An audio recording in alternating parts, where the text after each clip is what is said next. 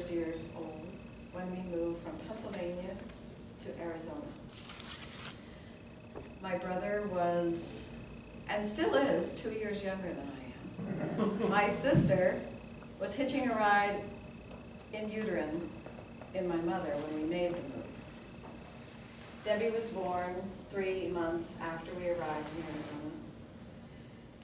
And we settled into a life very different than growing up in Pennsylvania, where it's very cold, very snowy, to being able to walk outside on Christmas Day without a sweater in amazement.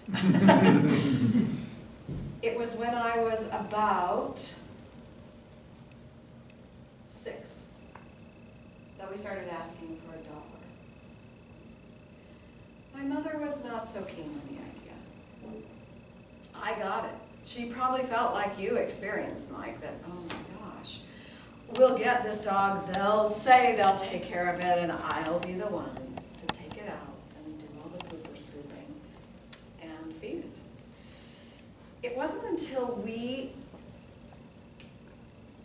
were almost ready to leave Arizona when I was 12 that we got a dog. It was a girl. Her name was Tinker. Kind of in that same way, but I guess Tinkerbell was a girl, so she didn't look anything like Tinkerbell. She was black and brown, looked a little bit like a Doberman's coloration, but a fairly short dog. The thing about that pet is I never remember, I wonder if Tinker needs the TV on while we're gone. Oh, I wonder if I should take Tinker with me because she'll be so lonely when I go out to school or go out to play. That was never how we did pets. When we moved back to Pennsylvania, we got chickens. I don't know why. In a weak moment, my mother said yes when in my sister's class they were hatching eggs at Easter. Could she bring? It was only one, actually. That chicken lived in a cage most of the time, in the house, in the kitchen. Would go outside to go to the bathroom, but always come in to sleep at night and things like that. The chicken also took an affinity to my mother. Now this was really interesting to me because she wasn't the warm, fuzzy kind of pet lover. She wasn't all about making nice for kids to have a thing to take care of. That wasn't part of her thing. I came in one day after school and Nancy was sitting in her chair watching her soap opera and the chicken was sitting on her head. I stopped in my tracks because, again, Nancy wasn't the kind, tolerant kind. She was the yeller, the screamer, the slapper, all that stuff. And so I tiptoed up and I came around the chair and I said, Mom, you do know that Feathers is on your head, right? And she said, she and I have a lot of time together during the day while you children are at school. Yes, I do know that. Turns out the chicken would go into each bedroom as she was vacuuming and cleaning or changing the linen and sit somewhere in that room. I was amazed, totally amazed. I liked Tinker just fine. Feather was really fun. Feathers was outside one day on a Sunday morning when we were eating breakfast, and we hear this.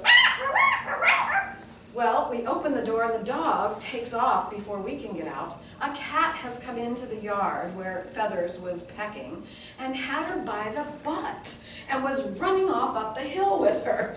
Well, Tinker went screaming demon down to that cat, and the cat got very afraid and dropped the chicken. Sunday, right? It's Sunday, we're calling vets. Do you see chickens and can you stitch up their bums? Oh my gosh, somebody actually came in and did it. I was again amazed. We're going to fast forward even further now. It's when I was in my 30s, I read a book called The Temple of My Familiar by Toni Morrison. It gave a whole new twist and possibility to what a pet might be. It was more of a pet or an animal choosing a person rather than me going to the pound and saying, oh, you cute little thing, do you want to come home with me? It was actually the animal making the choice. So I thought back to the chicken I thought back to the relationship between my dog and my chicken. I'm not a pet person. Perhaps it's inherent from my mother. Perhaps I was so tired of taking care of children that when the children left, I thought, I don't want to take care of one more thing. We live in the woods. We have deer. We have 64 turkeys that live in the trees right on the edge of our property.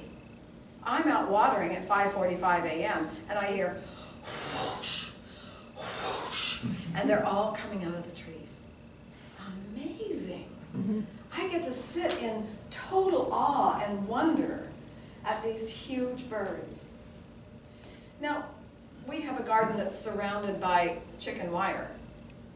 A deer, if they had any insistence, could get through. Certainly a turkey can fly into the garden, which one did one year, and my husband ran out like the scarecrow, like this, yelling, "This is not your place!"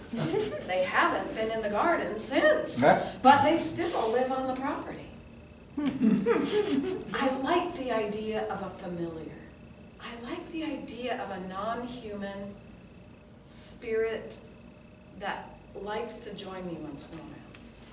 And I'm quite pleased that we have 64 turkey, 11 deer, 2 new fawns, several squirrels, lots of neighborhood cats, possums, raccoons, and true, the rat or two visit our place once in a while. I will enjoy someday having a familiar, and right now, I'm familiarless.